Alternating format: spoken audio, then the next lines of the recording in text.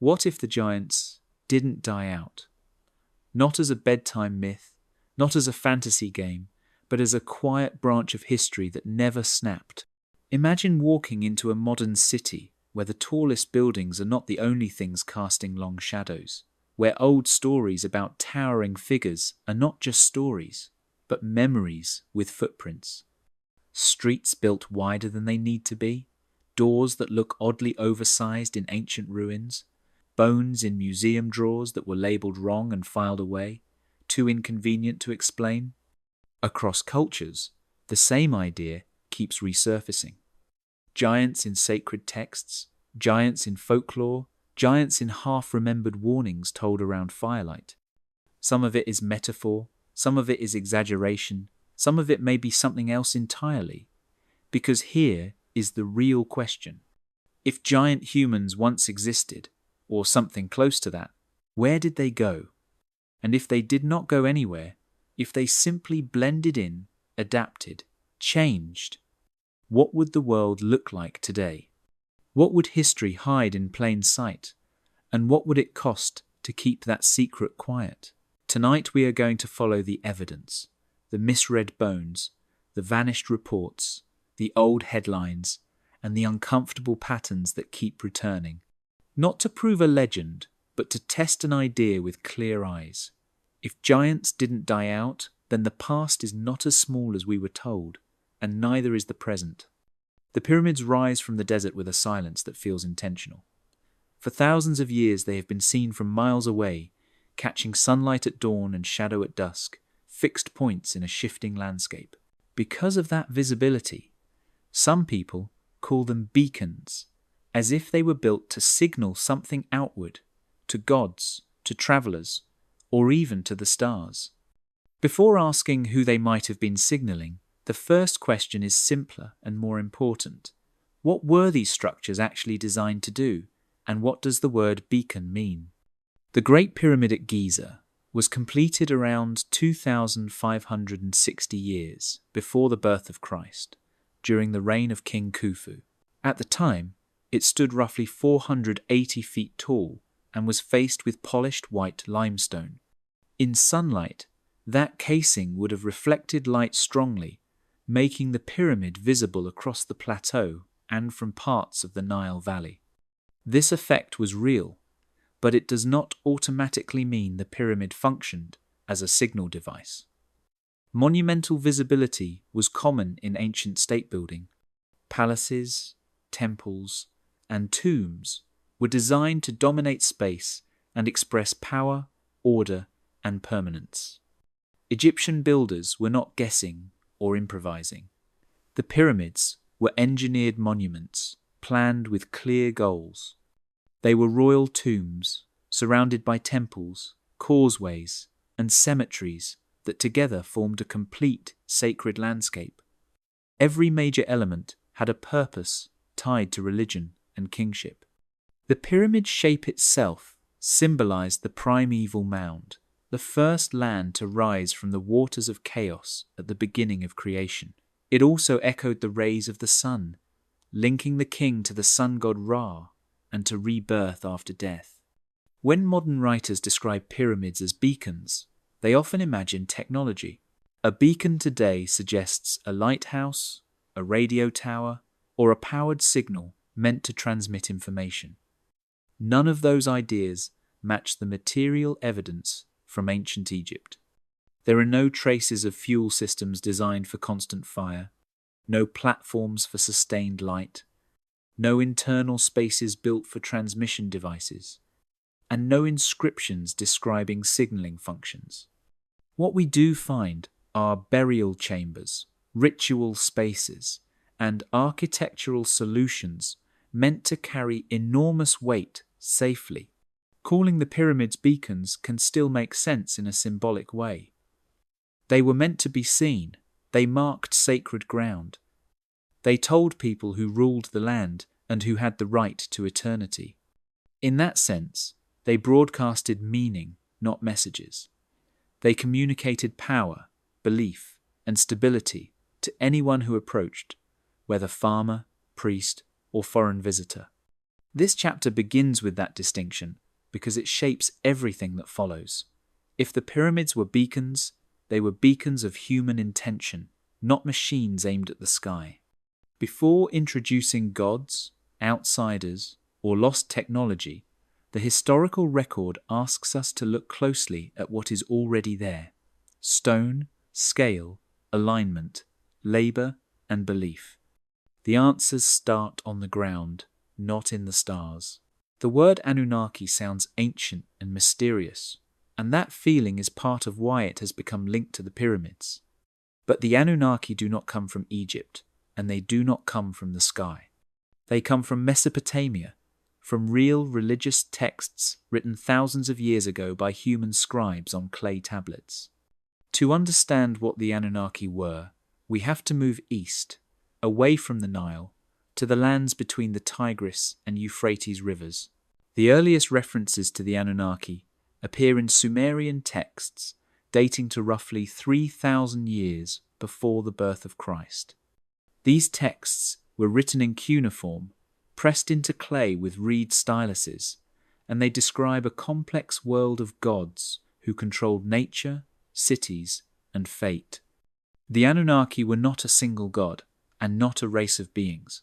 They were a group of deities connected to authority, judgment, and the ordering of the universe. Their name is usually translated as offspring of An or princely seed, linking them to An, the sky god, who stood at the top of the divine hierarchy. As Mesopotamian cultures evolved, Sumerian beliefs blended into Akkadian, Babylonian, and Assyrian traditions. The Anunnaki changed roles over time. In some texts, they appear as judges of the underworld. In others, they act as advisors or enforcers of divine law. They were powerful, but they were not creators of humanity in the way modern stories often claim.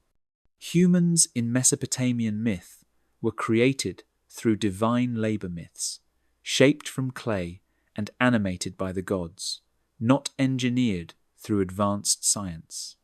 Nothing in these texts describes technology, spacecraft, or visitors from another planet. The gods eat, argue, demand, worship, and rely on temples and rituals. They behave like gods imagined by ancient societies trying to explain floods, droughts, kingship, and death. When disasters strike, the gods are angry. When cities prosper, the gods are pleased. This is religion, not science fiction. The idea that the Anunnaki were ancient astronauts is a modern invention. It began in the 20th century, when some writers reinterpreted translated tablets through a technological lens. They treated poetic language as literal description and ignored the cultural context in which these myths were written. Words like heaven, sky, and descent were read as physical travel rather than symbolic movement between divine and human realms. Over time, these interpretations spread through books, television, and the internet, slowly drifting further from the original sources. Most importantly, there is no historical connection between the Anunnaki and ancient Egypt. Egyptian religious texts never mention them. Egyptian gods follow a different structure, different myths, and different symbols. Egypt developed independently, with its own writing system, its own worldview, and its own explanation for how the universe worked. Mixing the Anunnaki with the pyramids requires ignoring geography, language, and centuries of scholarship. Understanding where the Anunnaki actually come from does not make history less interesting. It makes it clearer. These were gods imagined by ancient Mesopotamians to explain their world. They were not visitors who built monuments in Egypt. Before the pyramids can be tied to any outside force, the evidence must first exist. So far, it does not. The idea that ancient monuments were built with help from beings beyond Earth did not come from archaeology. It came from the modern world, shaped by new technology, mass media, and a growing fascination with space. During the 20th century, especially after the Second World War. Rockets, satellites, and the race to the moon changed how people imagined the universe. Suddenly, space travel felt possible, even inevitable. Old myths were reread through this new lens, and ancient gods began to look, to some readers, like astronauts in disguise. This shift began slowly. In the early 1900s, translations of ancient texts became widely available to the public for the first time. Clay tablets from Mesopotamia, inscriptions from Egypt, and myths from many cultures were printed in popular books instead of academic journals. These texts were poetic, symbolic, and often strange to modern readers. Without training in ancient languages or religion, some readers took metaphor as literal description. Words meant to express divine power or mystery were read as technical reports. By the 1950s and 1960s, interest in unidentified flying objects and extraterrestrial life exploded. Reports of strange lights in the sky mixed with Cold War anxiety and rapid scientific change. In this environment, some writers began to suggest that ancient people must have encountered advanced beings who helped them build monuments, teach knowledge, or rule societies. The pyramids, massive and precise, became a favorite example. Instead of asking how ancient Egyptians organized labor and resources, these stories asked who helped them. One of the most influential figures in spreading this idea was Erich von Däniken, whose book Chariots of the Gods was published in the late 1960s. The book became a global bestseller. It argued that ancient art, myths, and buildings were misunderstood evidence of alien contact. Von Däniken used dramatic questions and selective examples, but he rarely engaged with scholarly explanations.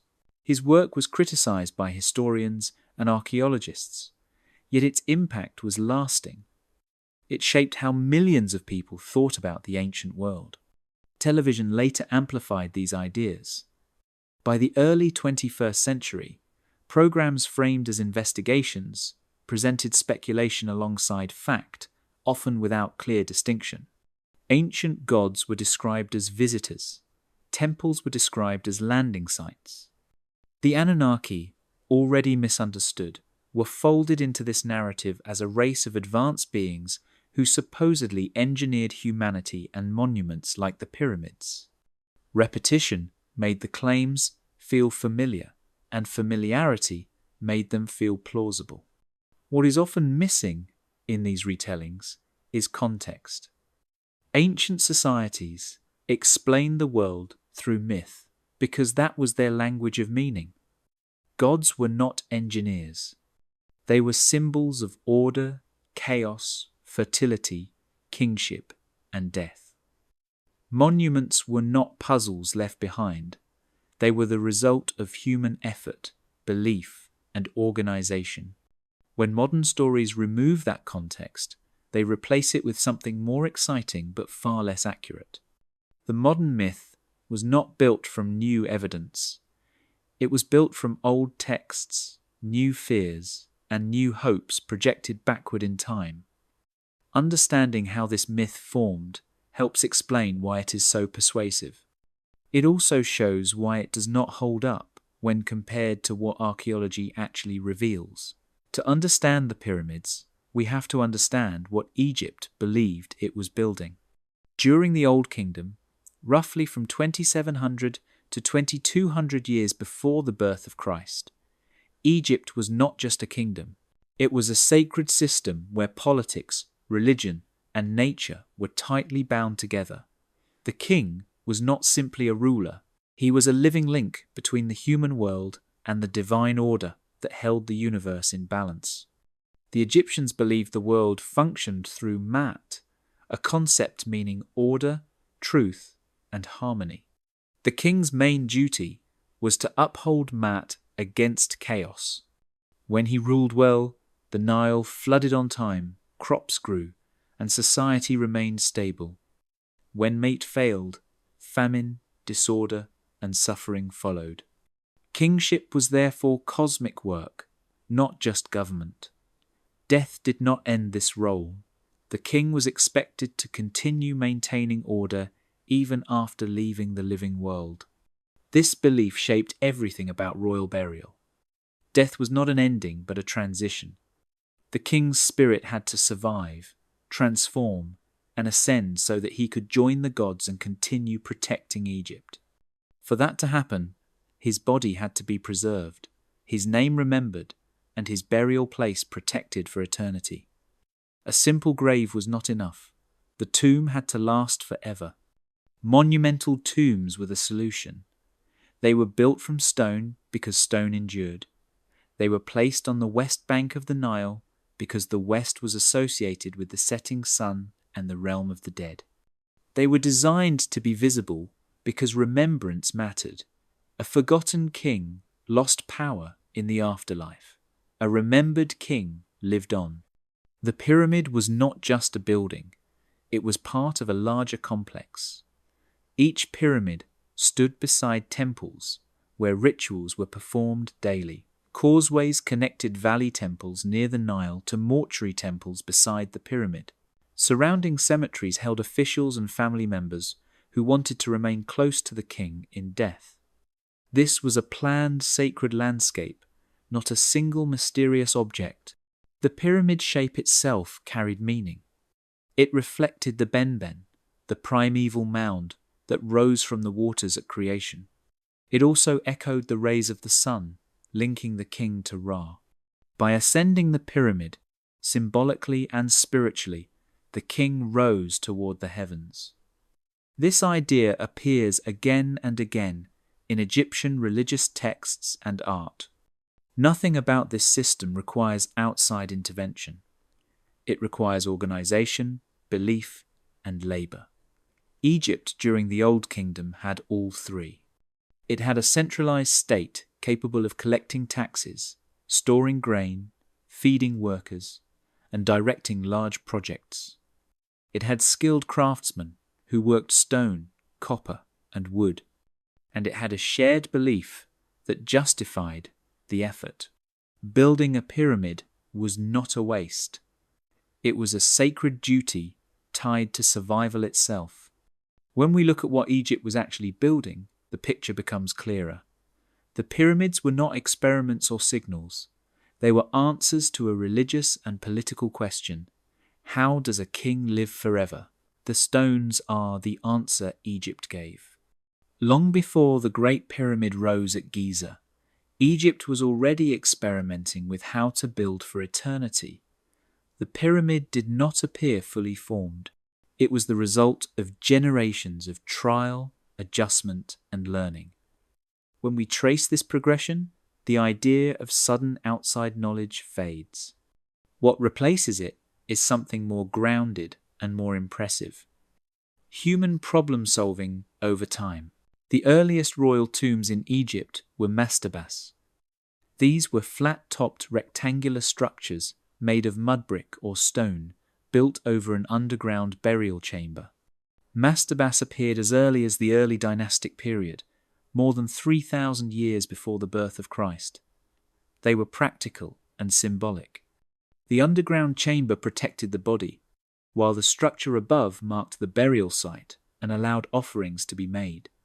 For centuries, this design met the needs of kings and elites. As royal power grew, so did ambition. Kings wanted tombs that were larger, more durable, and more visible. Mud brick eroded, stone lasted. The move from mud brick to stone was not a mystery leap. It was a logical response to the desire for permanence. Stone mastabas began to appear, signaling a shift in materials and mindset. Builders learned how stone behaved, how weight transferred, and how walls needed to be laid. The most important step in this evolution came during the reign of King Djoser, around 2,700 years before the birth of Christ. Djoser ruled during the Third Dynasty and commissioned a revolutionary tomb at Saqqara. His architect, Imhotep did something new. Instead of building a single mastaba, he stacked multiple mastabas of decreasing size on top of one another. The result was the step pyramid. The step pyramid was not planned as a pyramid from the beginning. Archaeological evidence shows it began as a simple mastaba. Then it was expanded, enlarged, and transformed through several stages. Each change responded to structural challenges and symbolic goals. This process is visible in the masonry itself. The monument records its own development in stone. At nearly 200 feet tall, the step pyramid was the tallest structure of its time. It proved that stone could be used on a massive scale. It also proved that Egypt had the workforce, planning ability, and resources to sustain long-term construction projects. Surrounding the pyramid was a vast ceremonial complex with courtyards, shrines, and walls, all built in stone. This was not an isolated experiment. It was a full system. The step pyramid solved some problems and revealed others. Its stepped form created stability but limited height. Builders learned how to lay stone in courses, how to angle walls, and how to manage internal stress. They also learned what failed. Cracks, collapses, and reinforcements are part of the archaeological record. Failure was not hidden, it was studied. By the time of the 4th dynasty, Egyptian builders had centuries of experience behind them. They understood foundations, weight, and scale far better than before. The Great Pyramid did not emerge from nowhere. It stands at the end of a clear architectural path.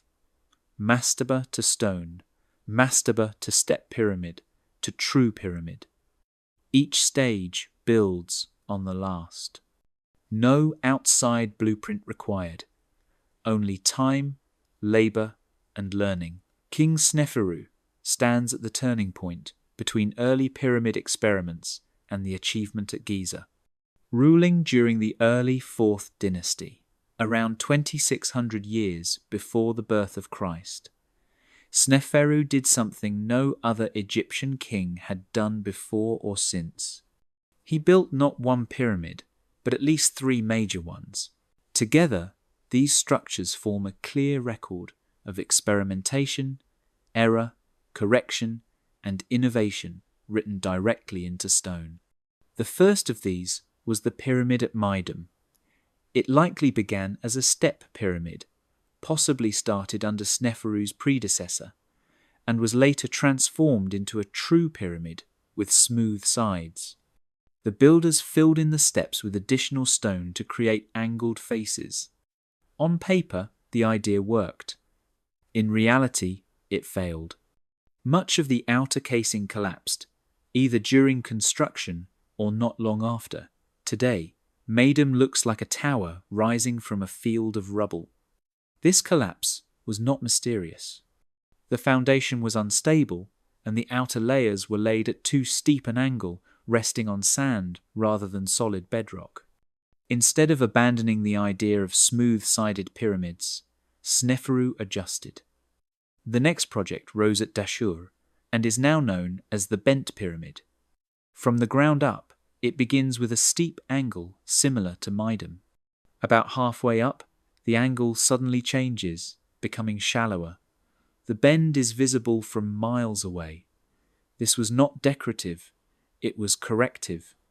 As the pyramid rose, cracks began to appear, and the internal chambers showed signs of stress. The builders responded by reducing the angle to lessen the weight pressing downward. The bent pyramid tells us something crucial. Egyptian builders were monitoring their work as it progressed. They noticed structural problems and changed the design mid-construction. This is not the behavior of people following a fixed alien blueprint. It is the behavior of engineers learning through experience. Inside the bent pyramid, we see further adjustments. The stone courses were laid more horizontally rather than slanted inward, a change meant to improve stability. Sneferu did not stop there. A short distance away, he ordered the construction of a third pyramid, now called the Red Pyramid because of the reddish limestone used in its core. This time, the builders applied the lessons learned. The pyramid was built from the start with a shallower angle. The foundation was carefully prepared. The internal chambers used improved corbelling techniques to spread weight. The result was Egypt's first successful large true pyramid. It still stands today largely intact. The Red Pyramid proves that the problems seen at Meidum and Dashur were not limitations of human ability. They were steps in a learning process. By the end of Sneferu's reign, Egyptian builders understood how to construct smooth-sided pyramids safely at massive scale. They knew what angles worked, how stone behaved under pressure, and how to design internal spaces without collapse. When we look at Sneferu's pyramids together, they read like a notebook of trial and error. One fails, one adapts, one succeeds. This sequence matters because it leads directly to Giza. Khufu, Sneferu's son, inherited not only a kingdom but a body of hard-won knowledge. The Great Pyramid did not require outside intervention. It required lessons learned from broken stone, corrected angles, and decades of careful observation. The evidence is still standing. The pyramids at Giza were not built in a forgotten age or lost era. They belong to a very specific moment in Egyptian history, the fourth dynasty of the Old Kingdom, when royal power, resources, and organization reached a peak. This period spans roughly from 2600 to 2400 years before the birth of Christ. The names of the kings, the order of construction, and the political context are all known through inscriptions, archaeology, and later historical records. The first and largest pyramid at Giza was built for King Khufu, also known by his Greek name Cheops. Khufu ruled around 2560 to 2530 years before the birth of Christ. He inherited the throne from his father Sneferu, along with a stable kingdom and decades of architectural knowledge. Khufu's pyramid was not an experiment. It was a calculated project that applied lessons learned from earlier failures and successes. Its scale was unprecedented, but its methods were grounded in known techniques. Khufu's pyramid complex included more than the pyramid itself. There were mortuary temples, a causeway, boat pits, and cemeteries for officials. The planning required to coordinate all of this reflects a powerful central government. Taxes in the form of grain and labor were collected from across Egypt. The Nile allowed materials and food to be transported efficiently. Seasonal flooding freed farmers to work on state projects during parts of the year. This was not chaos, it was administration. After Khufu's reign, his son Khafre came to power. Khafre ruled roughly 2520 to 2400, 90 years before the birth of Christ. He built the second largest pyramid at Giza, which appears taller today because it sits on higher ground and retains part of its casing at the top. Khafre's complex also includes the Great Sphinx, a monumental sculpture carved directly from the bedrock. The Sphinx is often pulled into alien theories, yet its face matches Khafre's statues and fits perfectly within his mortuary complex. The third pyramid at Giza belongs to Menkaure, likely Khafre's successor. Menkaure ruled around 2490 to 2400, 60 years before the birth of Christ. His pyramid is much smaller, reflecting a shift in resources or priorities, but it follows the same basic plan. It too had temples, a causeway, and associated burials. Together, the three pyramids show continuity, not mystery. What makes this timeline important is what it tells us about capacity.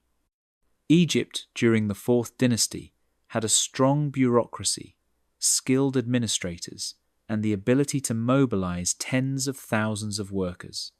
Officials kept records, overseers managed crews, scribes tracked supplies. This system left traces in inscriptions, seal impressions, and settlement remains. The pyramids are the most visible result, but they were supported by an entire state. There is no gap here that needs filling, no missing centuries, no unexplained jump. The pyramids at Giza fit cleanly into a known sequence of rulers and events. They were built by kings whose names we know, during reigns that can be dated, using methods that evolved step by step. The timeline is not a mystery. It is one of the strongest pieces of evidence that the pyramids were human achievements, rooted firmly in their historical moment. One of the most persistent myths about the pyramids is that they were built by slaves. This idea feels dramatic, but it is not supported by evidence. Archaeology tells a different story, one that is more complex and more human. The pyramids were built by organized labor forces made up of skilled workers, seasonal crews, and full-time specialists operating within a highly managed state system. Excavations near Giza have uncovered the remains of a large workers' settlement dating to the 4th dynasty, around 2,500 years before the birth of Christ. This settlement was not a prison camp. It was a planned community with housing blocks, bakeries, breweries, storage facilities, and medical areas.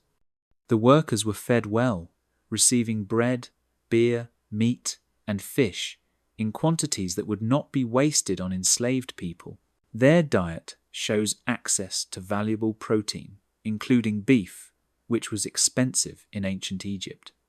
The labor force was divided into teams and crews with names that carried pride and identity. Inscriptions inside the Great Pyramid record work gangs with names like Friends of Khufu and Drunkards of Menkaure.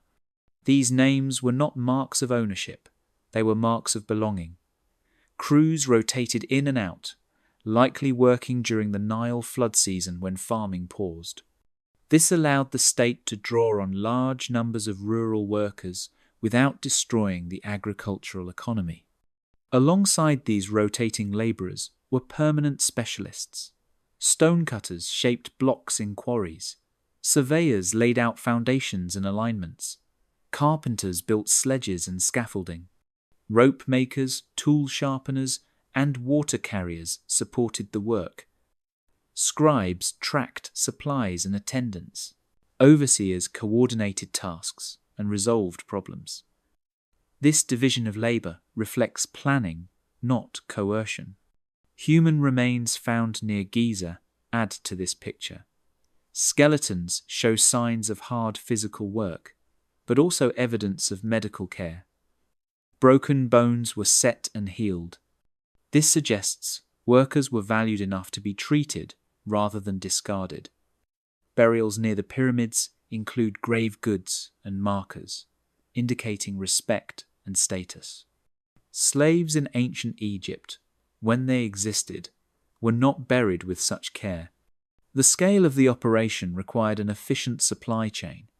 Food had to be produced, stored, and delivered daily. Grain came from royal estates. Cattle were raised and slaughtered on site. Beer was brewed in massive quantities. Water was transported. This level of coordination points to strong administration. The state did not simply force people to move stone. It organized an economy around a shared project. This system also served political and religious goals. Participating in pyramid building was a form of service to the king and the gods. It reinforced loyalty and identity.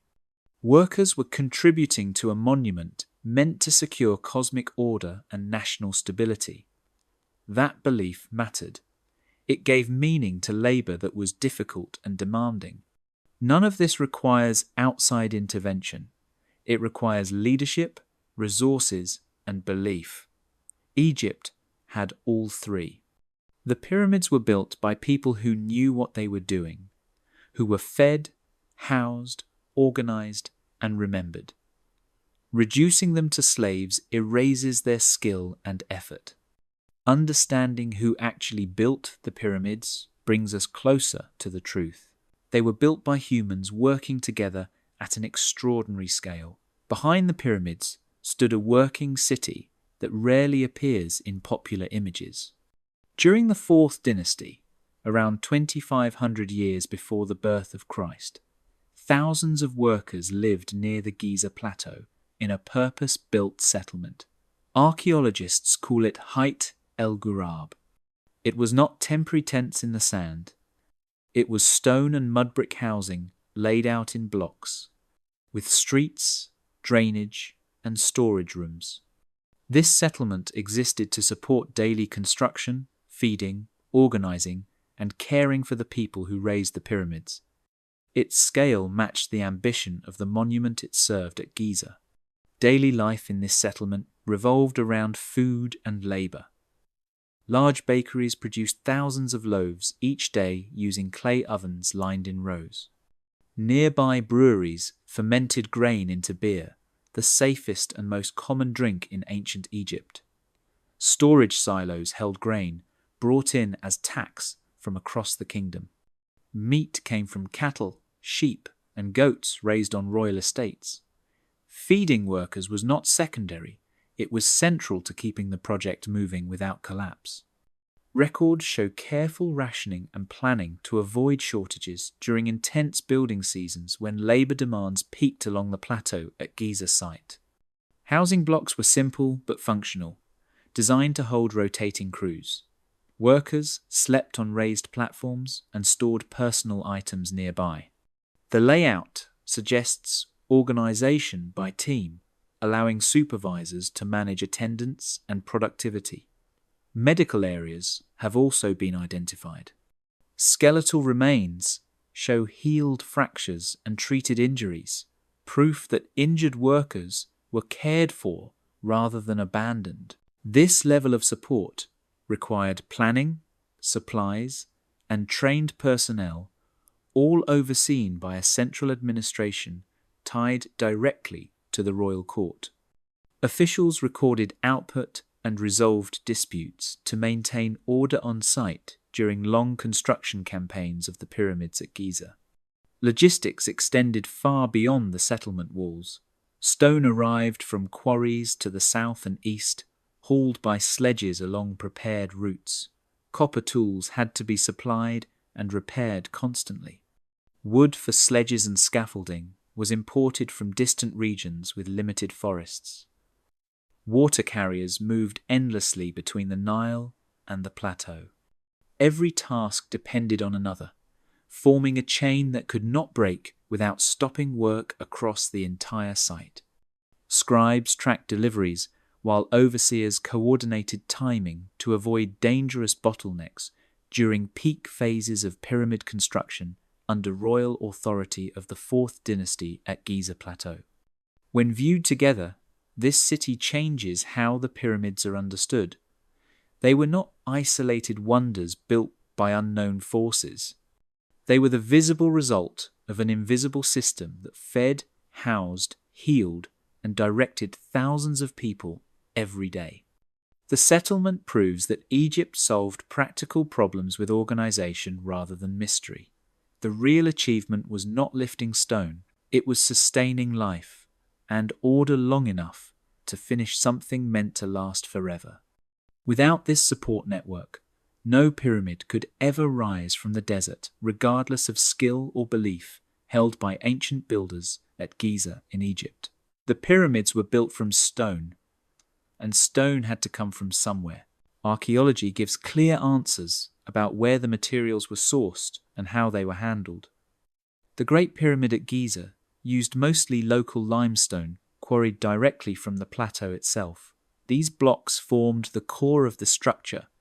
Higher quality limestone for the outer casing came from quarries at Tura on the east bank of the Nile, while granite for internal chambers was brought from Aswan, more than 500 miles to the south. None of this is speculation. The quarries still exist, marked with tool traces, inscriptions, and unfinished blocks. Stone was extracted using simple but effective tools. Copper chisels, stone hammers made of dolerite, and wooden wedges were the primary instruments. Workers cut channels around blocks, hammered wedges into cracks, and used water to expand the wood, splitting stone along natural lines. Dolerite pounders found at quarries show heavy wear from repeated impact.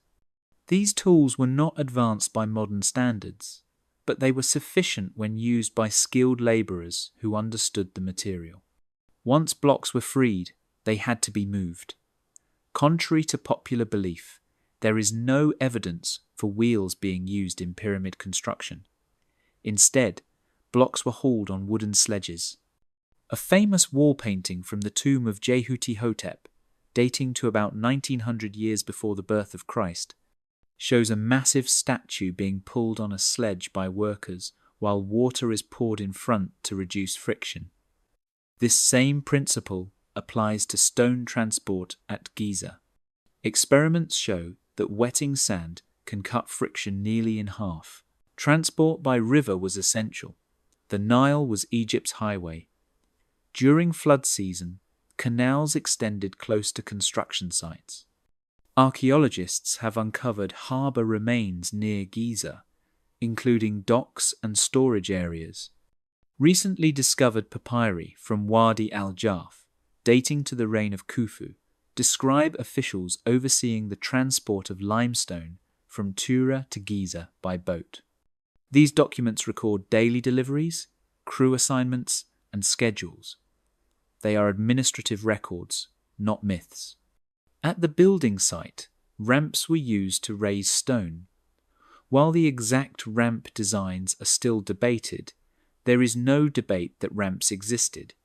Straight ramps, zigzag ramps, and spiral ramps have all been proposed, and remains of ramp structures have been found at other pyramid sites. The precise form likely changed as construction progressed. What matters is that ramps rely on basic physics and organization, not lost technology. Shaping stone continued on site. Blocks were trimmed, leveled, and fitted using sight lines, plumb bobs, and leveling tools, filled with water. The precision seen in some joints reflects careful workmanship, not machines. Variation in block size and finish also shows that speed and stability mattered more than perfection in most of the structure. When all of this evidence is placed together, a clear system appears. Stone was quarried where it made sense, transported using river and sledges, and raised using ramps and labour. Tools were simple but effective. Records confirm planning and oversight. There is no gap where unknown technology must be inserted. The methods are demanding, but they are human.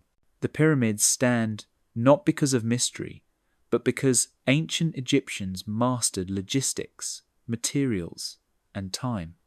The inside of the Great Pyramid is often described as mysterious, but its internal design reflects clear engineering goals. Built during the reign of King Khufu, around 2560 years before the birth of Christ, the pyramid was designed to protect the king's burial while supporting an enormous weight of stone above. Every passage and chamber serves a structural or symbolic purpose, and none require unknown technology to explain. Entry into the pyramid begins on the north face, leading into a descending passage cut directly into the bedrock. This passage slopes downward at a steady angle and leads to an unfinished chamber deep below the pyramid. This space is often called the subterranean chamber. It appears rough and incomplete, suggesting it was abandoned during construction.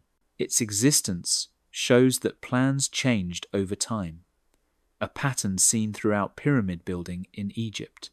From the descending passage, a second corridor branches upward. This ascending passage leads to the heart of the structure.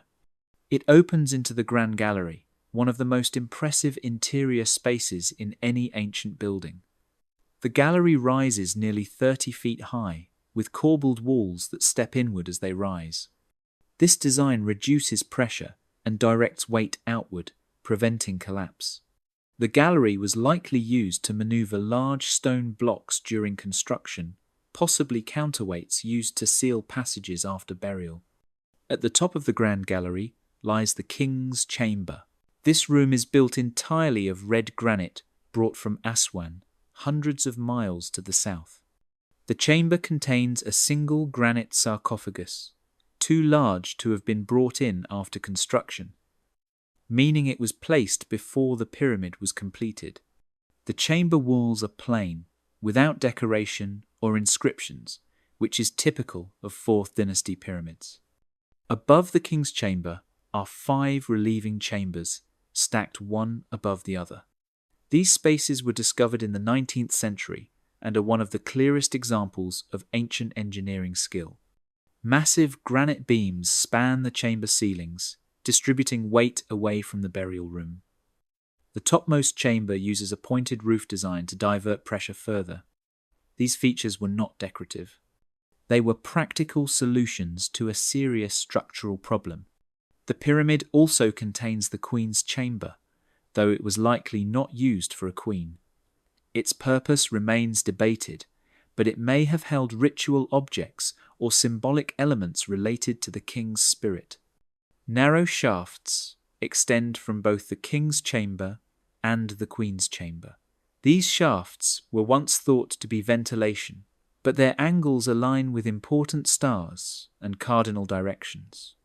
This reflects religious symbolism tied to the king's journey in the afterlife, not mechanical function. What is striking about the interior is its restraint. There are no hidden machines, no exotic materials, and no traces of power generation. Everything inside serves burial, protection, or belief. The design shows planning, adaptation, and careful calculation. Cracks were anticipated. Weight was managed. Changes were made when needed. The Great Pyramid's interior is not a puzzle waiting for a missing piece. It is a solved system built with known techniques. When examined closely, it shows ancient Egyptians understood stone, gravity, and space at a very high level. The mystery fades not because the structure is simple, but because the builders were skilled. The monument stands because its internal design works quietly and reliably, just as it was meant to for thousands of years. When people claim the pyramids were beacons, the word sounds impressive, but it is rarely defined. A beacon is not just something tall or visible. It is a structure designed to send a signal that can be detected, understood, and repeated. To evaluate the claim seriously, we first have to ask what kind of beacon is being proposed and what physical evidence such a function would leave behind. If the pyramid were a visual beacon, like a lighthouse, it would need a system for sustained light. That means fuel storage, access points, residue from burning, or architectural features designed to hold fire or reflective devices. No such features exist. The pyramids do not contain soot layers, fire pits, ventilation systems for smoke, or platforms designed for constant illumination. Polished limestone casing would have reflected sunlight, but reflection is passive. It does not transmit information. It simply makes a structure visible, which is true of many monuments across the ancient world. If the beacon claim is technological, the requirements become much stricter. Any device meant to transmit energy or information would require hardware. That includes conductors, emitters, receivers, or at least standardized components. Over time, even advanced materials leave traces, corrosion, residues, anchor points, wear patterns, or altered stone would remain. Archaeology has not found any such evidence inside or around the pyramids. Stone surfaces show tool marks from copper and stone implements, not signs of advanced machinery. Some theories suggest sound or vibration as a signaling method. This would require chambers shaped specifically for resonance, consistent acoustic features, and evidence of repeated use. While the Great Pyramid does have chambers that can echo, this is a common property of stone spaces and not evidence of function. There are no inscriptions or texts describing sound rituals meant to project signals outward. Egyptian religious texts focus on transformation of the king, not communication across distance. If the pyramid were meant to signal the sky or space, alignment alone is not enough. Ancient cultures aligned buildings to cardinal directions and celestial bodies for religious reasons. A beacon aimed at space would require precision targeting, repeatability, and a reason to transmit. There is no sign of adjustable mechanisms or recalibration features. The pyramid is static. Once built, it does not change orientation or output. That makes it unsuitable for any active signaling role. Most importantly, claims about beacons must confront the written record. The Egyptians left texts describing temples, tombs, rituals, offerings, and the afterlife. They documented labor, supply chains, and religious duties. Nowhere do they describe pyramids as tools for sending messages or energy. Silence alone is not proof, but when combined with the absence of physical evidence, it becomes meaningful. Archaeology works by expectation. If something existed and was used for centuries, it leaves marks. Roads leave ruts, fires leave ash, metal leaves stains, human activity leaves patterns. A beacon powerful enough to matter would leave unmistakable traces. The pyramids do not show them. Defining what a beacon would require does not weaken the pyramids. It strengthens them by showing how precisely they fit their known purpose. They were not built to transmit signals. They were built to endure, to dominate the landscape, and to anchor belief. The claim of a beacon collapses not because the pyramids lack mystery, but because the evidence points clearly in another direction. One of the most common versions of the beacon idea is also the simplest. The pyramids, some say, were meant to shine. Light reflecting from their surfaces or fire burning at their peaks would have sent a signal across land or sky. At first glance, this sounds reasonable. The pyramids were tall. They were visible from far away. But when this idea is tested against history, physics, and archaeology, it quickly breaks down. When the Great Pyramid was completed around 2,560 years before the birth of Christ, it was covered in polished white limestone casing. This casing would have reflected sunlight strongly during the day. Ancient writers even described pyramids as shining, but reflection is not signaling. A reflective surface does not turn on or off. It does not carry information. It simply exists. Many ancient buildings were designed to impress visually. Temples, obelisks, and statues across Egypt caught light intentionally. Visibility was symbolic, not communicative. For a light-based beacon to work at night, fire would be required. That immediately creates problems. A sustained fire needs fuel, constant maintenance, and safe ventilation. The top of the Great Pyramid has no evidence of a platform designed to hold large fires. There are no channels for smoke, no soot stains, no ash deposits, and no repeated burn marks on stone. Fire leaves traces even after short use. Over centuries, it leaves unmistakable ones. None have been found. There is also the question of access. Reaching the top of the pyramid was never meant to be routine. There are no staircases or ramps built for daily ascent after construction. Any system requiring regular lighting would demand easy access and constant labor. Egyptian texts describe rituals in temples and tombs, but none mention priests climbing pyramids to tend fires or lights. Such a striking activity would not have gone unrecorded. Distance matters as well. Even a large fire on top of the pyramid would not travel far as a clear signal. It would be affected by wind, weather, and terrain. From the ground, it would blend into other lights from settlements and camps. From the sky, it would be insignificant. There is no reason to assume ancient Egyptians would design an enormous stone monument for a task a simple tower or hilltop fire could do better.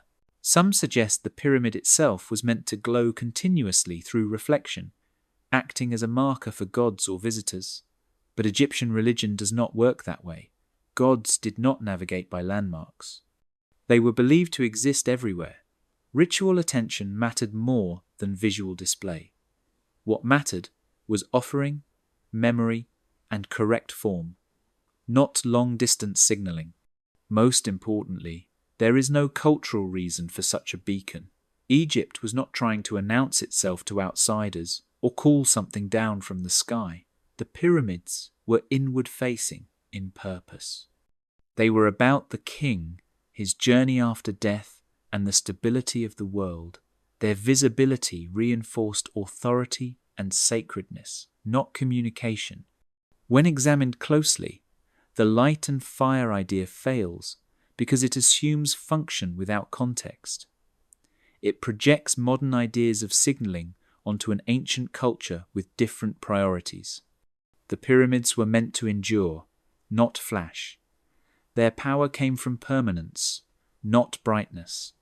What they broadcast was not a signal, but a statement. The king was eternal. Order remained. That message did not need fire to be seen. Some claims go further than light and suggest the pyramids were machines that generated or transmitted energy. In these versions, the Great Pyramid becomes a power plant, often linked to electricity, vibration, or unknown forces. These ideas sound technical, but when examined through archaeology, they face a serious problem. Machines leave parts behind. Power systems leave physical traces. At Giza, those traces are missing. Any energy-producing system requires components. There must be materials that conduct or store energy, spaces designed to house moving parts, and surfaces altered by repeated use. Even advanced technology degrades. Metals corrode. Stone erodes differently under heat or current. Residues form. Anchoring points remain. The pyramids have been studied for over 2 centuries by engineers, geologists, and archaeologists. None have found evidence of wiring, coils, sockets, terminals, or mechanical housings. Some theories focus on granite inside the Great Pyramid, especially in the king's chamber. Granite contains quartz, and quartz can produce electric charge under pressure. This fact is real, but the conclusion drawn from it is flawed. Quartz only produces meaningful electricity when cut, oriented, and connected within a circuit. The granite blocks in the pyramid are rough on many surfaces, fitted for weight bearing, not precision electronics. There is no circuit, there is no insulation, there is no output.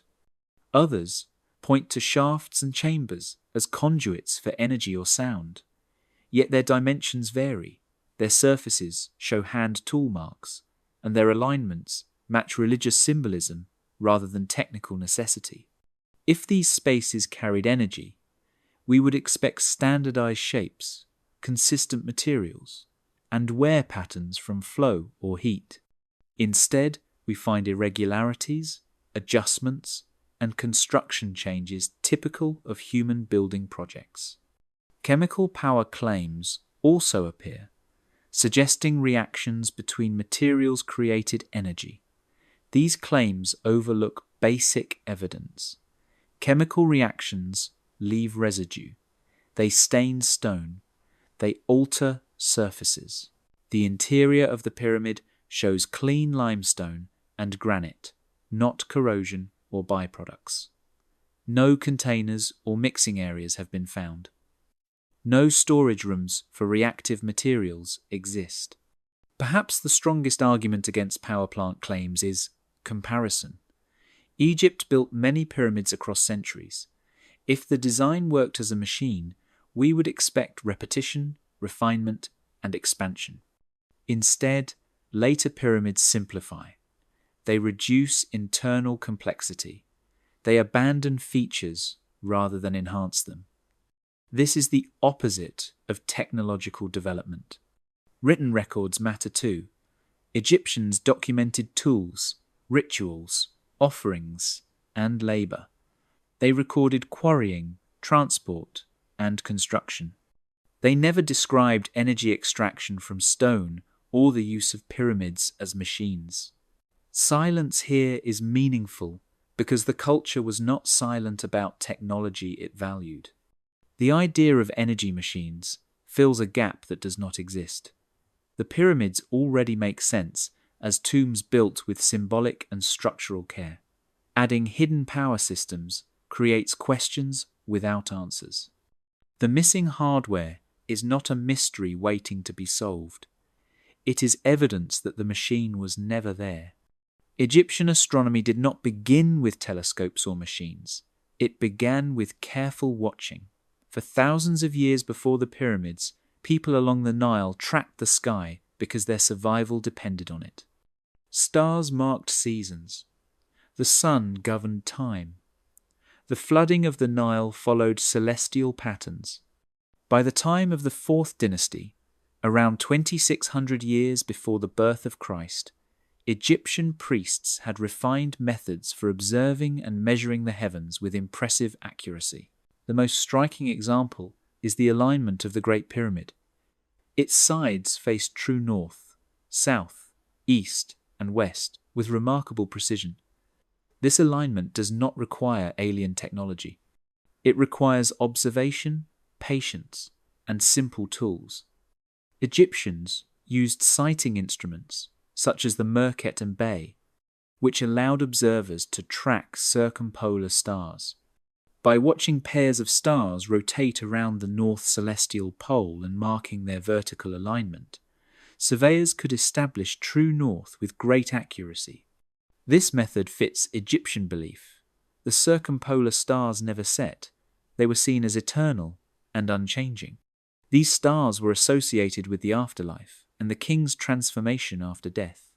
Aligning a royal tomb to them was symbolic as well as practical. Orientation mattered because it placed the king within the cosmic order he was meant to maintain forever. Other buildings across Egypt show similar care. Temples align with solstices.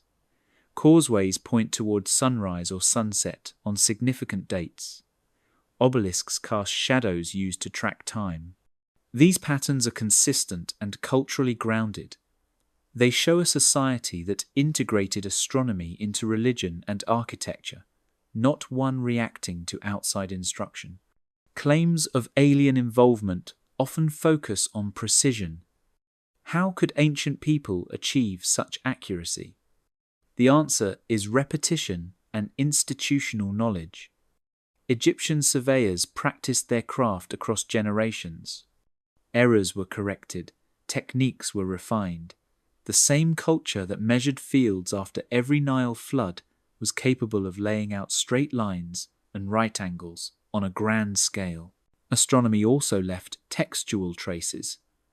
Star names appear in coffin texts and later in pyramid texts. The king is described as ascending to the sky, joining specific stars, and travelling with the sun god. These passages are symbolic maps of the afterlife, not technical manuals. They explain meaning, not machinery.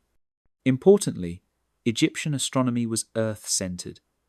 The sky was a divine realm, not a destination to be reached physically. There is no concept of space travel or visitors descending from planets. The gods moved between realms because they were gods, not because they had vehicles. Reading modern ideas into these beliefs distorts their purpose. When we strip away speculation, what remains is impressive enough.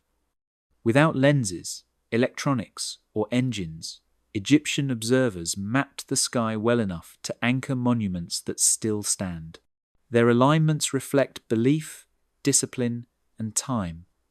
Astronomy explains the pyramids without aliens because it was already there, practiced every night by human eyes, looking up and finding order in the dark. This understanding grounds the monuments firmly in human history. The idea that the pyramids mirror stars is powerful because it feels precise and hidden at the same time. The most famous version is the Orion correlation theory, which claims the 3 pyramids at Giza reflect the 3 stars of Orion's belt. Sirius is often added, described as a target or marker linked to rebirth. These patterns appear convincing when drawn on diagrams, but history and archaeology ask a harder question. Did ancient Egyptians actually intend this, and does the evidence support it? Orion mattered in Egyptian belief. The constellation was associated with Osiris, the god of kingship and resurrection. Texts describe the dead king joining Osiris among the stars. Sirius mattered too. Its heliacal rising marked the coming flood of the Nile, the event that sustained life in Egypt. These celestial bodies were important, but importance alone does not prove architectural mapping.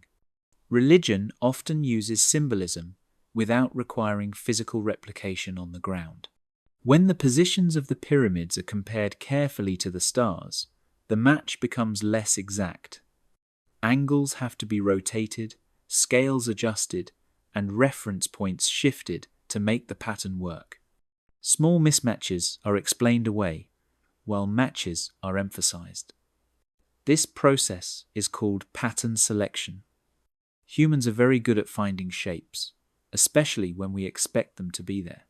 Once an idea is proposed, the mind begins to filter evidence in its favor.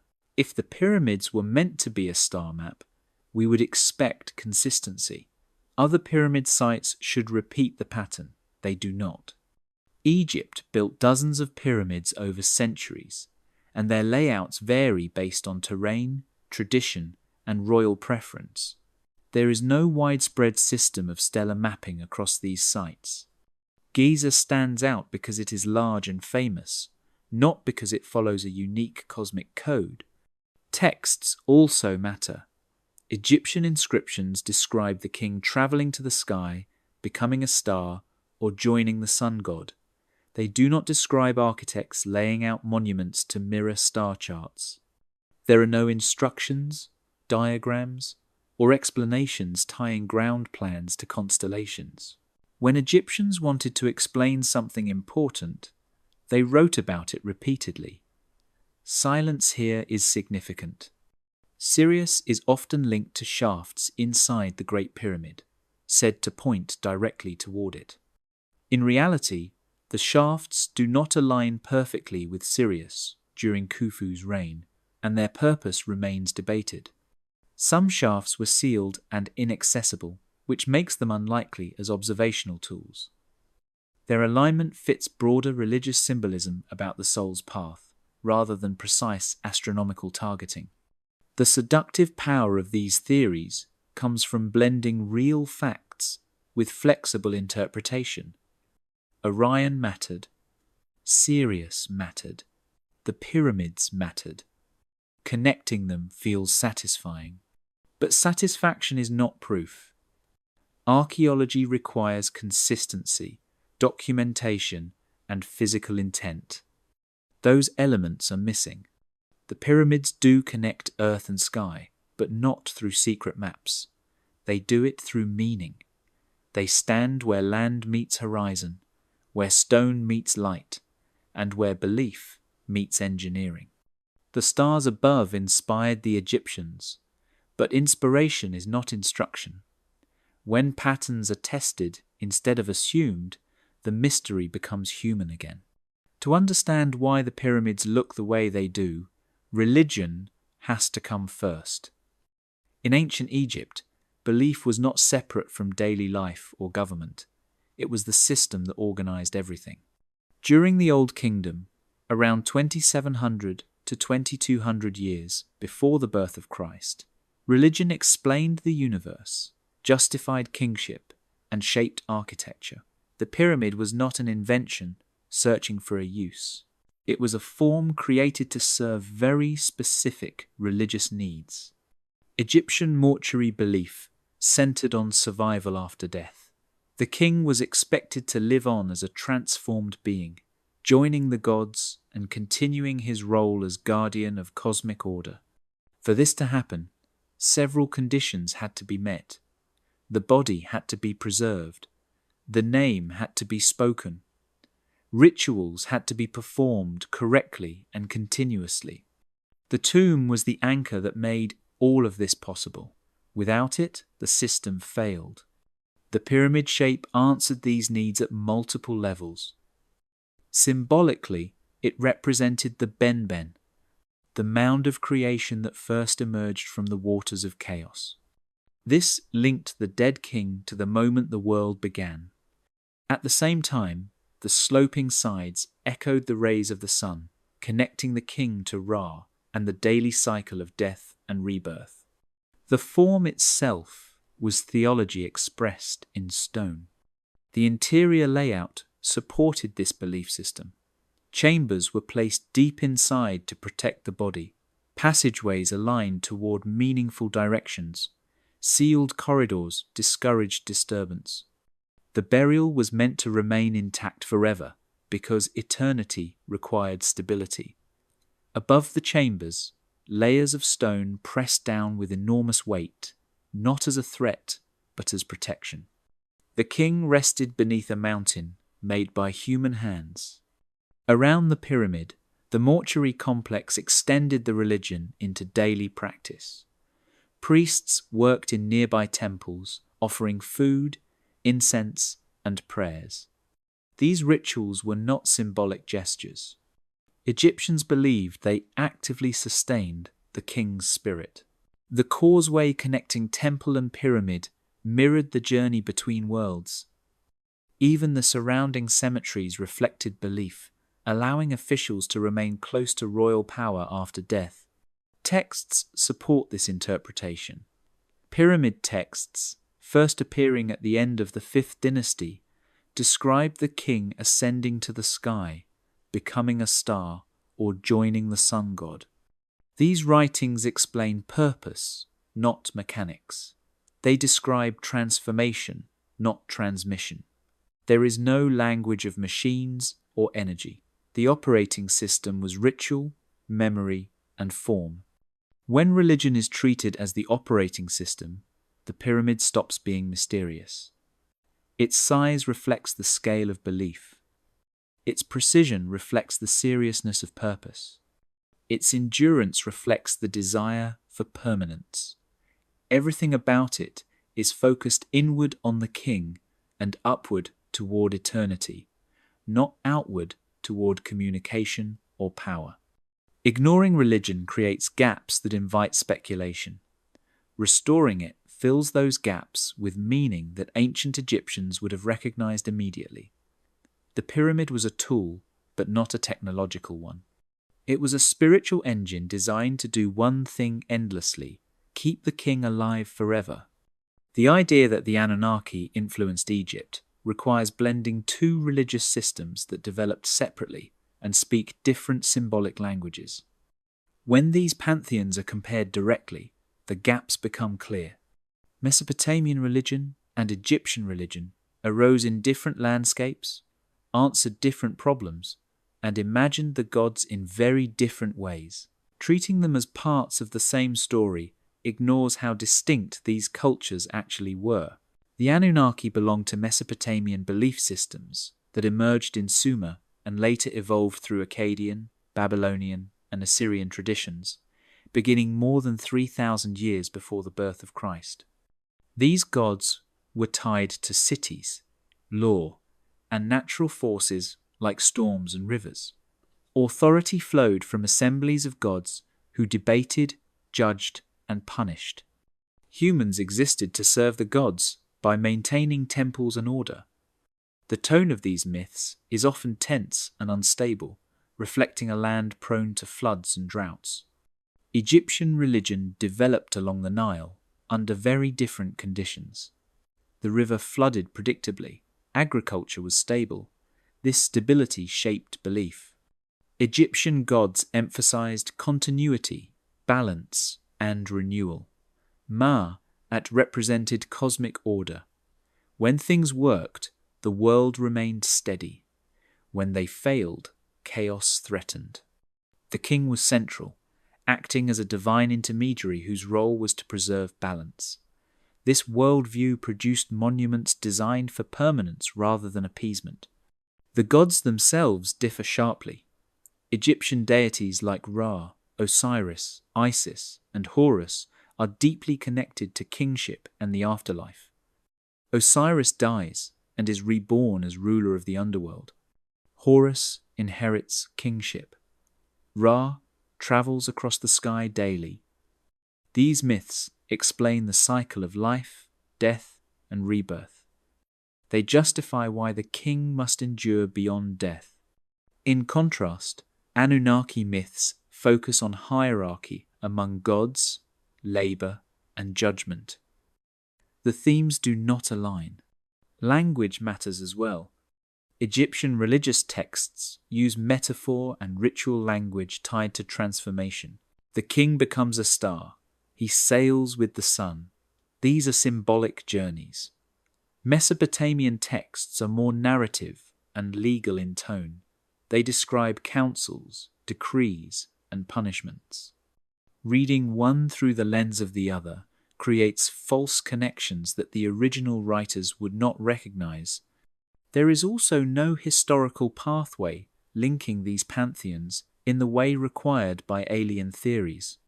While Egypt and Mesopotamia traded goods and ideas at times, their core religious systems remained distinct. Egyptian texts never mention the Anunnaki. Mesopotamian texts never describe pyramids or Egyptian gods guiding construction. The absence is consistent across centuries. Cultural exchange leaves traces. Borrowed gods change names. Myths adapt. Rituals merge. None of this appears in the archaeological or textual record connecting the Anunnaki to Egypt. Instead, each culture developed internally, responding to its own environment and political structure. Comparing these pantheons does not weaken ancient religion. It strengthens it by showing how human belief adapts to place and need. The pyramids emerge from Egyptian theology, not Mesopotamian myth. The Anunnaki explain Mesopotamia. Egyptian gods explain Egypt. Combining them solves no problem and creates many new ones. When the cultures are allowed to speak for themselves, the connection disappears. When the pyramids are discussed as mysteries, Egyptian texts are often treated as if they are silent. In reality, Egypt left a large written record. These texts do not answer every question, but they explain what mattered most to the people who built the pyramids. Reading what the Egyptians actually wrote helps separate ancient belief from modern speculation. During the Old Kingdom, writing was primarily used for administration, ritual, and royal display. Inscriptions recorded offerings, titles, and duties.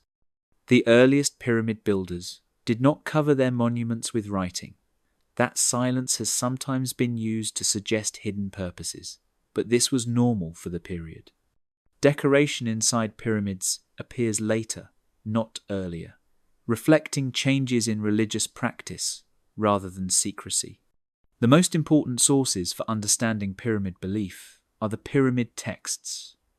These texts first appear inside pyramids near the end of the 5th dynasty, around 2400 years before the birth of Christ. They consist of spells meant to protect the king and guide him in the afterlife. The language is symbolic and poetic. The king is described as rising to the sky, joining stars, and becoming divine. These passages explain purpose. They do not describe construction methods or machines. Other texts fill in context. Administrative papyri record labor, rations, and transport. Recently discovered documents from the reign of Khufu describe limestone being shipped from Tura to Giza. These records name officials, crews, and schedules. They show planning and oversight. They do not hint at advanced technology or outside knowledge. They read like work logs because that is what they are. Temple inscriptions and offering formulas reinforce the same worldview. They emphasize continuity, memory, and ritual maintenance. Priests were tasked with keeping offerings flowing so the king would continue to exist. The tomb was a place of interaction between worlds, not a device. Language consistently frames monuments as houses of eternity rather than tools. What the texts do not say matters as much as what they do. Nowhere do Egyptian writings mention the Anunnaki. Nowhere do they describe beings arriving from the sky to teach engineering. Nowhere do they describe pyramids as sources of power or communication. Given how thoroughly Egyptians documented religious ideas, this absence is meaningful. Texts also show limits. Egyptians did not explain everything. They assumed shared understanding. Symbolic language can be misread when stripped from its context. When modern readers treat metaphor as literal description, meaning changes. Stars become destinations. Ascension becomes travel. Poetry becomes instruction. Understanding Egyptian texts requires respecting how they were meant to function. They expressed belief, reinforced order, and preserved memory. They were not technical manuals. When they speak about the pyramids, they speak in the language of eternity. When the written record is allowed to speak clearly, it supports the archaeological picture. The pyramids were built by Egyptians for Egyptian reasons. The texts do not hide another story. They tell the one their authors intended, quietly and repeatedly, across stone and papyrus. That message remains consistent across sources. Stories about ancient aliens spread not because the evidence is strong, but because the ideas fit powerful human instincts. People are drawn to mystery, scale, and hidden knowledge. When faced with monuments as large as the pyramids, it can feel easier to believe in lost technology or outside help than to accept what organized human effort can achieve. Psychology plays a major role in shaping which explanations feel satisfying. One key factor is awe. The pyramids are overwhelming. Their size, age, and precision challenge everyday experience. Awe creates a sense that normal rules might not apply. When something feels too big or too old, the mind looks for extraordinary causes. This is not new. Ancient people did the same thing, attributing natural events to gods.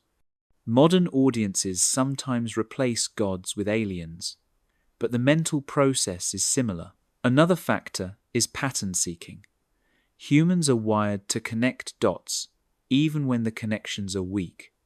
When people see alignments, shapes, or similarities across cultures, the brain wants a single explanation. Aliens offer a clean answer. One source, one story. This feels simpler than accepting that many societies solved similar problems in different ways using shared human abilities. Media incentives amplify this tendency. In the 20th century, especially after the rise of television, attention became currency. Programs that promise secrets and shocking revelations attract viewers.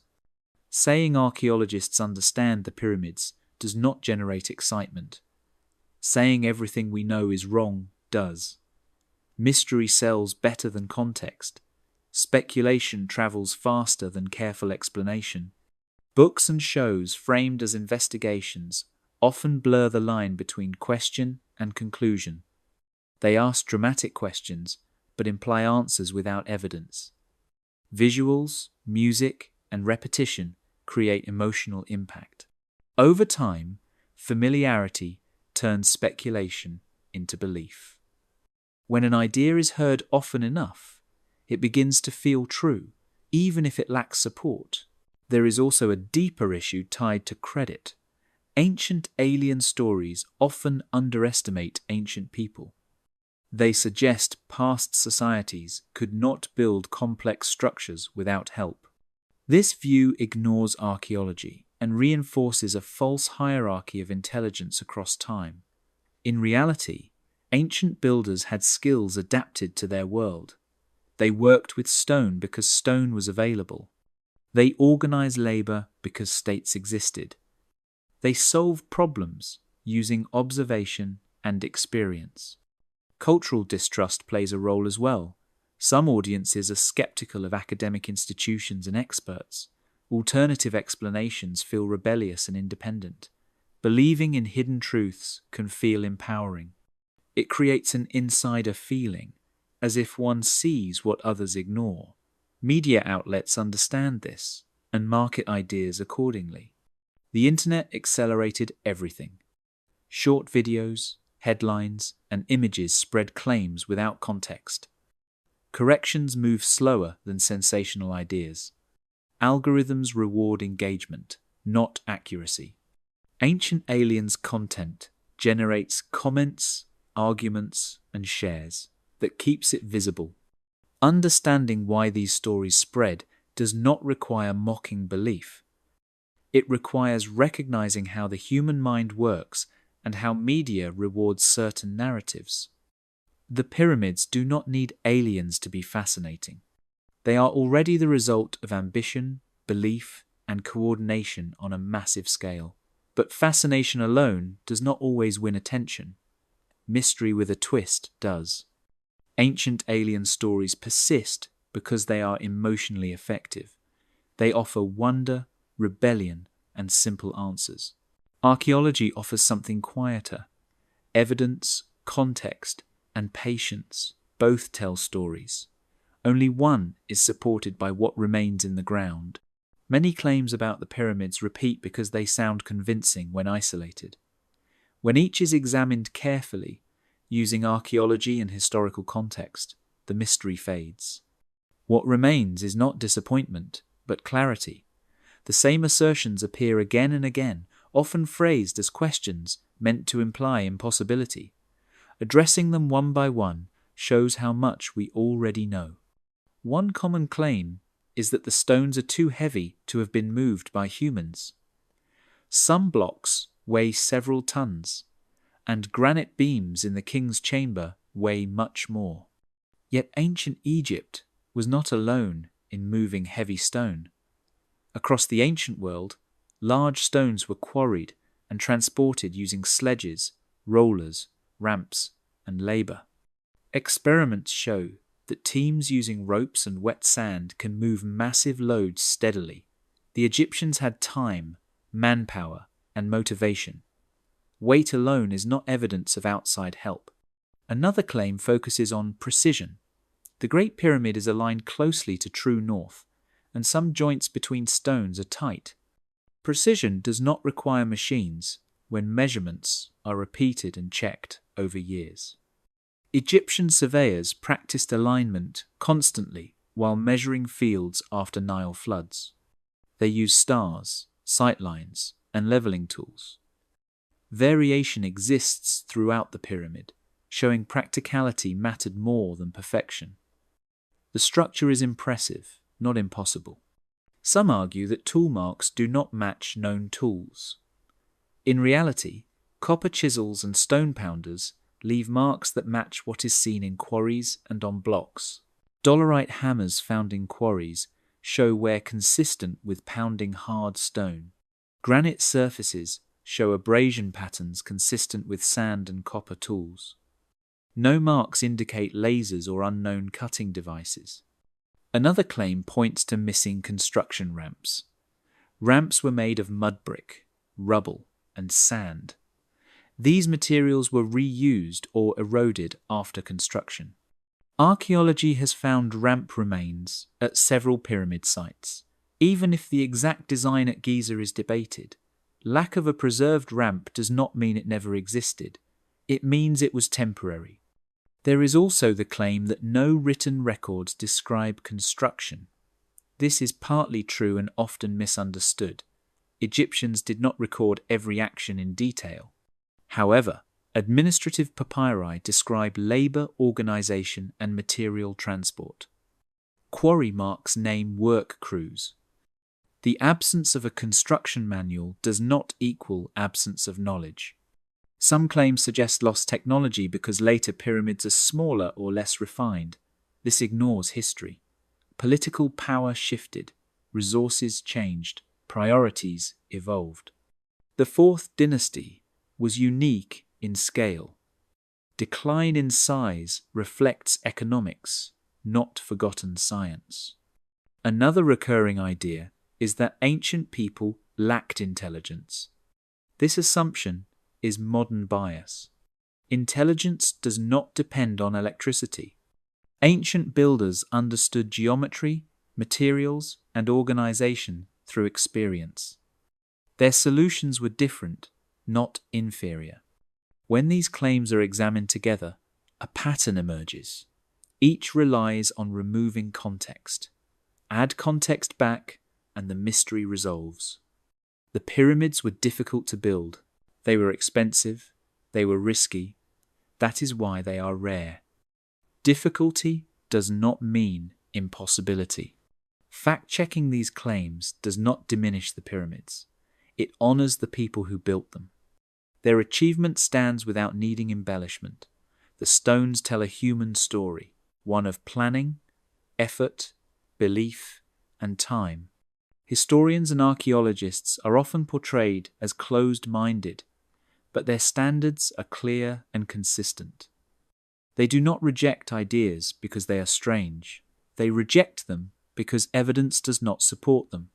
If the pyramids were proven to be something other than royal tombs built by Egyptians, the proof would need to meet basic requirements that apply to all historical claims. The first requirement is physical evidence. Extraordinary functions require extraordinary traces. If advanced technology was used, there would be materials not native to ancient Egypt or manufactured in ways unknown to the period. This could include alloys, composites, residues, or tools that do not fit within the technological sequence of the Old Kingdom. These items would need to be found in secure archaeological context, not on the surface or without documentation. The second requirement is consistency. One artifact is not enough. Evidence would need to appear across multiple sites and layers. If pyramids were machines or beacons, similar features would exist in other pyramids or monuments. The Egyptians built many pyramids over centuries. A functional system would leave a repeating pattern. Archaeology has found the opposite. Variation increases over time and complexity decreases. The third requirement is textual support. Egyptians wrote extensively about religion, labor, and kingship. If pyramids served a technological or communicative purpose, it would appear in inscriptions, papyri, or ritual texts. Even symbolic references would matter. So far, all texts describe pyramids as places of burial, transformation, and memory. No alternative function is described. The fourth requirement is independent verification. Discoveries must be confirmed by multiple teams using different methods. Radiocarbon dating, material analysis, and stratigraphy must agree. Claims based on single measurements or selective data do not meet this standard. History changes when evidence converges, not when it conflicts. The fifth requirement is explanatory power. A new theory must explain more than the old one, not less. It must account for known facts such as quarry marks, worker settlements, administrative records, and architectural evolution. Alien theories often explain one feature while ignoring dozens of others. That is not progress. It is substitution. There is also the issue of motive. Historians ask why something would be built a certain way, what problem was being solved, what belief was being expressed. Egyptian explanations already answer these questions. Any new theory must explain why Egyptians built pyramids instead of simpler devices if the goal was signaling or power generation. If such evidence were found, historians would change their minds. This has happened many times in the past. New inscriptions have revised chronologies. New sites have changed interpretations of labor and trade. Archaeology evolves with discovery. What has not happened is the discovery of evidence that contradicts the human origin of the pyramids. The standards are not hidden, they are public and applied evenly. Until those standards are met, the pyramids remain what the evidence shows them to be: human achievements grounded in belief, organization, and stone. When all the claims are tested and the evidence is placed side by side, the answer becomes simple. The pyramids were royal tombs built by ancient Egyptians for Egyptian reasons. They were designed to preserve the king's body, protect his spirit, and secure his transformation into an eternal being who would maintain order in the universe. This conclusion is not based on assumption. It is based on archaeology, texts, architecture, and context working together. The pyramids belong to a specific time and place. They were built during the Old Kingdom, mainly in the 4th dynasty, around 2600 to 2400 years before the birth of Christ. They appear at the end of a long architectural development that began with mastabas, moved through step pyramids, and improved through experimentation under King Sneferu. This sequence shows learning, correction, and planning, not sudden intervention. Their construction relied on known materials and methods. Limestone and granite were quarried, shaped, transported, and set using tools and techniques found across Egypt. Workers lived in organized settlements, received food and medical care, and operated within a managed labor system. Administrative records confirm planning and supply chains. Nothing in this process requires lost technology or outside knowledge. The design of the pyramids reflects belief more than function in a modern sense. Their alignment, shape, and placement connect to Egyptian ideas about creation, the sun, and the afterlife. The pyramid form symbolized rebirth. The interior chambers protected the king. The surrounding temples allowed rituals to continue long after burial. Everything served a religious system focused on eternity. Claims that pyramids were beacons or machines depend on missing evidence. No hardware, no residues, no texts, no repeating system. What remains visible fits burial, symbolism, and state power. The pyramids dominate the landscape because kingship demanded it. Their size expressed permanence. Their precision expressed seriousness of purpose. Understanding what the pyramids really were does not make them ordinary. It makes them more impressive. They represent one of the greatest coordinated building efforts in human history. Thousands of people worked for decades to create something that would outlast them all. That level of organization is rare, even today. The pyramids also tell a story about belief. Ancient Egyptians invested enormous resources in death because death was not an end, it was a continuation of responsibility. The king did not retire from duty. He moved to a different role. The pyramid was the bridge that allowed that transition. So what were the pyramids really? They were monuments to continuity. They were engines of memory. They were statements carved into the horizon saying order would survive, no aliens needed, no hidden machines required, just people, belief, and time working together to build something meant to last forever. The pyramids do function as beacons, but not in the way modern speculation imagines. They do not send signals into space or transmit hidden energy. They stand as markers of what human civilization can achieve when belief, organization, and time align. For more than 4,500 years, they have remained visible on the edge of the desert, outlasting empires, languages, and entire ways of life. Built during the Old Kingdom, beginning around 2600 years before the birth of Christ, the pyramids were never meant to be temporary.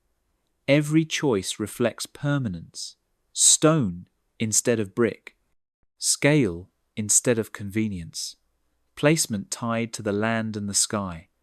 They were designed to endure beyond memory, and in that goal they succeeded. Few human structures have matched their longevity. The real beacon quality of the pyramids lies in continuity. Generation after generation has looked at them and asked questions. How were they built? Why were they built? What kind of society could create something like this? Those questions pull people toward history. They force us to confront the reality that ancient people were capable, organized, and driven by ideas that mattered deeply to them. The pyramids also mark the moment when the state became visible in stone. They represent taxation, administration, logistics, and labor coordination on a national scale. They show that complex systems existed long before modern technology. Grain had to be collected. Workers had to be fed. Tools had to be maintained. Schedules had to be enforced. The pyramids broadcast that complexity silently, without explanation, across millennia. They also signal belief. The pyramids are not neutral structures. They are shaped by faith in order, rebirth, and responsibility beyond death. The kings who built them believed they had a role to play forever. The society that supported them believed stability depended on that continuity. Whether or not modern viewers share those beliefs, the commitment behind them is undeniable. The idea that aliens are required to explain the pyramids says more about modern discomfort than ancient limitation.